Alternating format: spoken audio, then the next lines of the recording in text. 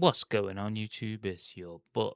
I got a bit of an orange glow because I've got my 40-watt bulb shining in my face. I needed a softer light bulb. I'm gonna look into that one, but for the time being, it'll do. Because you know what happens the moment I turn off my light bulb. I got like big old bags under my eyes. It looks like anyway. It's kind of the shadow, so it's not quite as bad as it looks. But I am tired. I'm a working man. I'm tired. I've got stuff to do, and I might have had one or two beers last night. Not many, but doesn't do your sleep any favor. I'm sure Mr. Saladino will tell us about how terrible a pint is for your body and your sleep.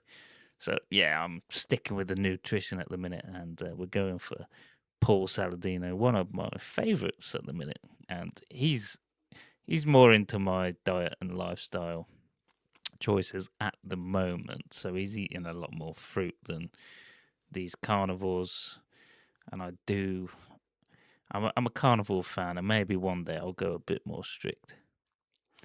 And I think, yeah, just having that easily available meaty snack is something perhaps I didn't have, which I've recently found and introduced. So I now make my own beef jerky, and that is incredible. You go in the fridge and you just chomp down on your beef, no problem. Don't need to do anything. Obviously, you cook it on the day, but when it's done, it's done. You buy a nice big joint for like a reasonable price, like £15 or something, and then that's like 7 days worth of snacks. If you're lucky, maybe a little less. Let's see what Paul's got to say.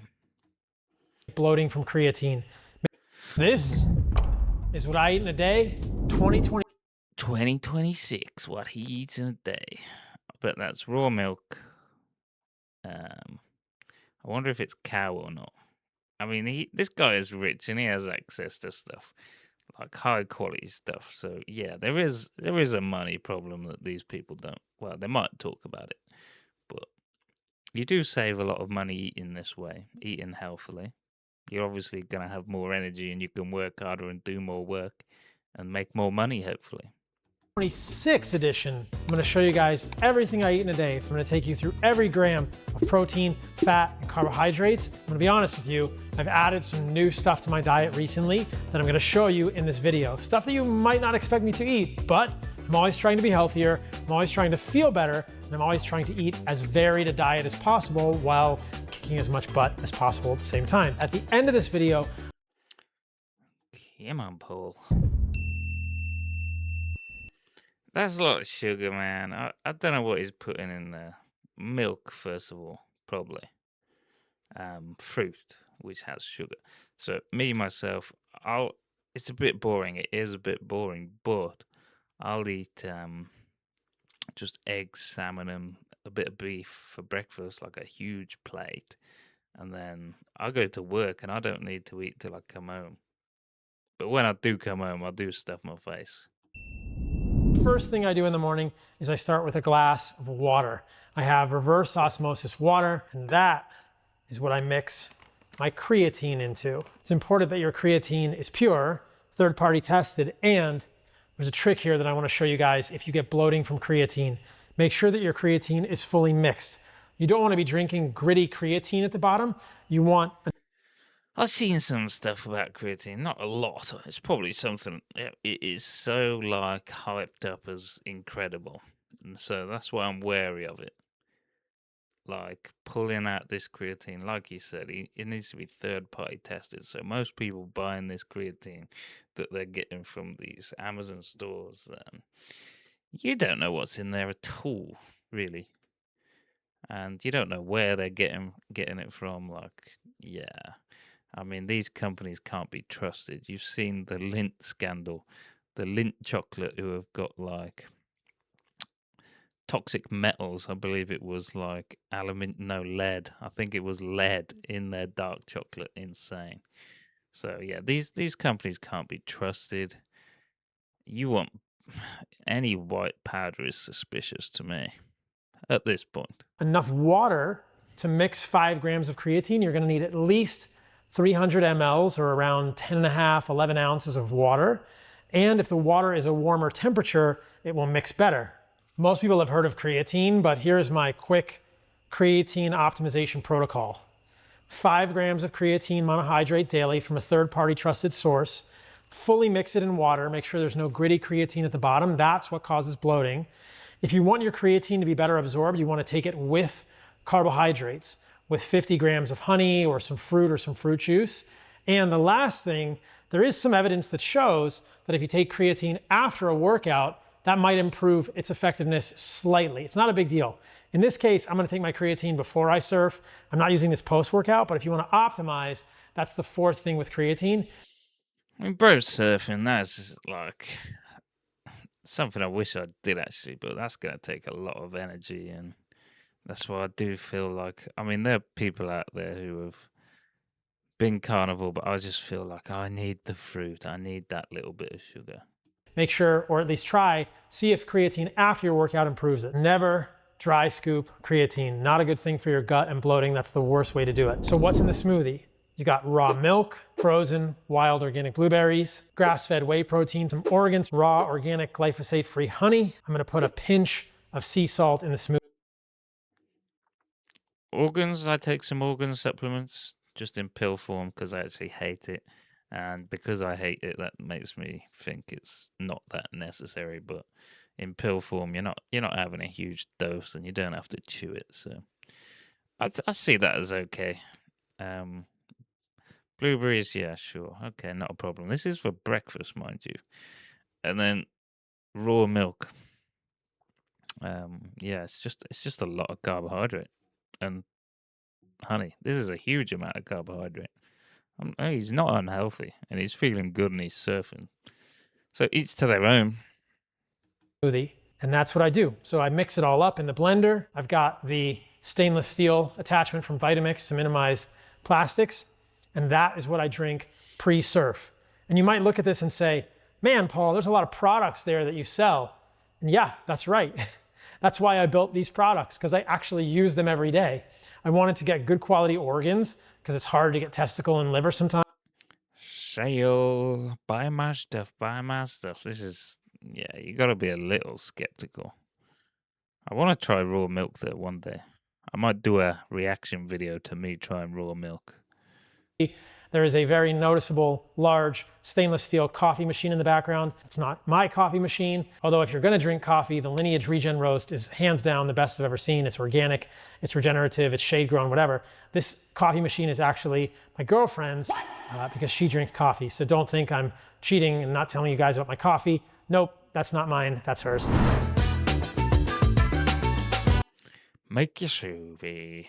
Then he's surfing. 30. Damn. I'm in the water for a couple hours, so I'm getting the calories in. And no, I don't worry about fructose or fruit causing diabetes. There's absolutely no evidence for that. In fact, there's evidence to the contrary. All sorts of fruits and fruit juices improve endothelial function, decrease oxidation.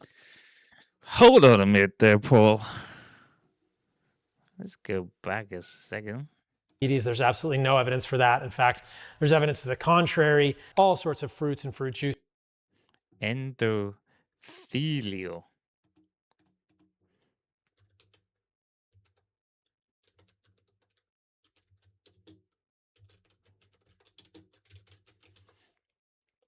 Endothelial function refers to the complex physiological performance of the endothelium, the single cell layer lining your blood and lymphatic vessels. Gosh, this is just exposing my lack of knowledge in science. Lymph nodes, is that what it's talking about? Lymphatic vessels? No, probably not. Yeah, just lining your vessels. This is vital system, regulates vascular tone, so for your veins, prevents blood clots, and controls inflammation. So this guy's saying fruit's all right. Well, you got to do the research. You got to find this study, don't you? If you really want to know, you got to analyze this study or find someone who has. Blueberries improve endothelial function but not blood pressure, in adults with metabolic syndrome. A randomized double-blind placebo-controlled clinical trial. So I'm pretty sure that's highly regarded, randomized double-blinded placebo. I'm sure there's still ways to to make that look better than what it is, but it only says blueberries. It doesn't say all fruits. So yeah, be a bit cautious with that, Paul. Juices improve endothelial function, decrease oxidative stress in the human body, improve DNA repair. So I think fruit is a healthy thing when it's eaten in proportion to your activity level. I'm definitely thinking about organic cantaloupe. Glyphosate is a huge problem, the pesticide. Over $11 billion in lawsuits against Bayer Monsanto, the makers of Roundup, glyphosate, that are alleging that glyphosate is connected with cancer. So I'm looking for organic food. Obviously, I would urge you guys to do the same. What you invest in your food, I think, is the biggest return on investment you can get out of anything. Buying higher quality food is going to cost you more, but you're supporting farmers that make higher quality things that support you and your family and your health long term. Not being healthy is the worst thing in the world. What's the point of having more money if you're not healthy enough to enjoy it? Also, carbohydrates, I've got yucca. I've been experimenting with different carbohydrate sources. So at the beginning of this video, I told you Yucca. Ooh. there were a couple of things in the video that were new for me. One of the things I've been experimenting with recently are starches, and a lot of them didn't work for me. The whole reason I got started on this health journey was that my eczema and asthma were problematic for me. It's just like pure sugar, but at least it's natural. And doing a carnivore diet originally helped reverse a lot of those things. Being keto on a carnivore diet didn't work for my body. I had electrolyte insufficiency and felt generally horrible. In the beginning, it was great. Then it went downhill at the end. So I feel better with carbohydrates. For most of the last 4.5 years, I've eaten exclusively fruit for carbohydrates, fruit and squash. Squash is technically a fruit. There's a lot of bioindividuality in who we are as humans. We don't all react the same way to certain foods. I tend to have a very sensitive immune system, which means that I don't react well to all foods. I know I don't do well with tomatoes, for instance, which are a fruit, because they're a nightshade. White rice, I don't feel good on white rice. It makes me feel kind of foggy, a little bit bloated. And when I look at the health profile of rice, it's very hard to eliminate the arsenic, the heavy metals in rice. So then I've learned.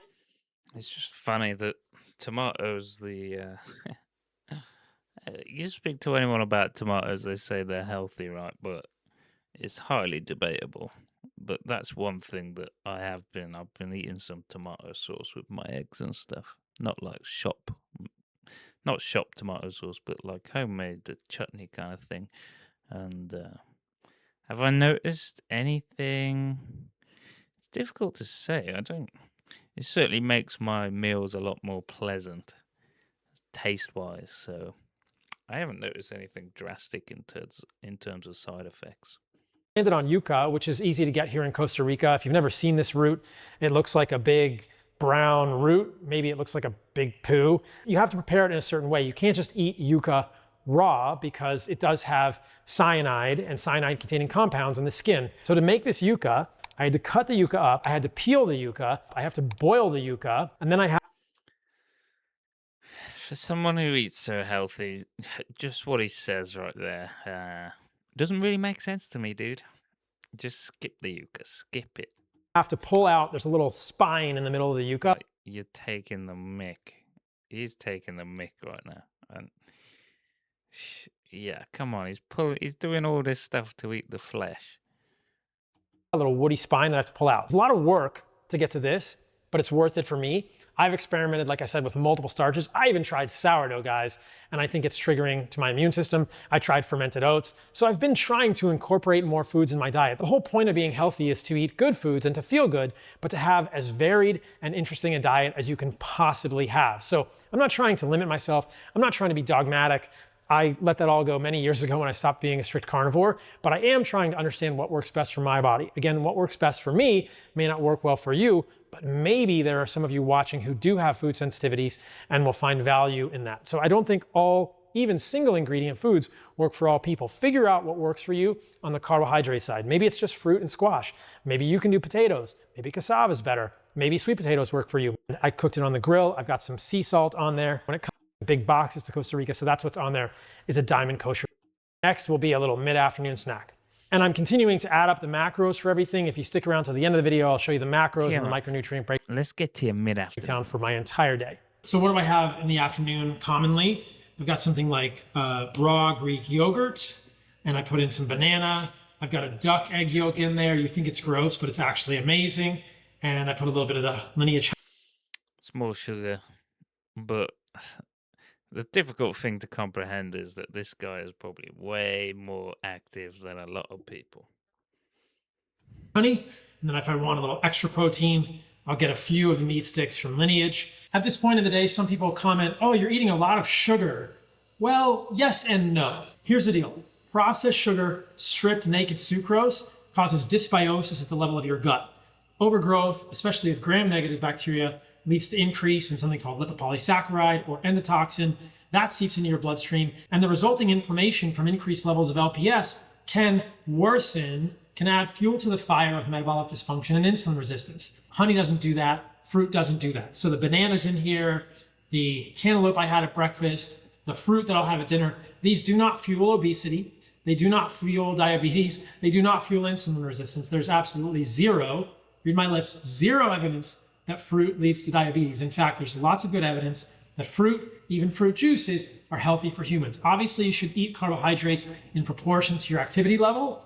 And I'm an active human. As you'll see coming up at the end of this video, I'm going to show you all my calories. I'm consuming a lot of carbohydrates. But remember, I also surfed for 2 hours this morning, and I'm going to get a workout this afternoon between my midday work session and my end of the day work session in the gym. When you start eating this healthy, and I kind of noticed it, I think my energy level is improving like quite significantly. And I'll go to the gym in the morning, do my thing, lift some weights, and then I'll feel like I'm capable of doing something like maybe just a light workout in the evening. That is just such a big difference to how I was feeling. Like I would go to gym, I would never be able to do um, an evening workout, 2 workouts in a day is just unheard of. And then even the next day, I wouldn't really have the energy to. But I've been going to the gym like sometimes recently, like 4 days in a row. It might not be like heavy, intense every single day, but it'll be some heavy lifting on one muscle group. So yeah, you just notice this energy just comes out when you get rid of all this junk. I'm going to go ahead and eat this. I'm going to get a little quick workout in the gym. I might get a little work done, and then I'm going to come back and show you guys what I eat for dinner. Okay, it's right about 5 p.m. I go to sleep really early in Costa Rica, so I like to eat at least 2 to 3 hours before I go to sleep. So now it's dinner time. I'm going to finish eating by around 5:30.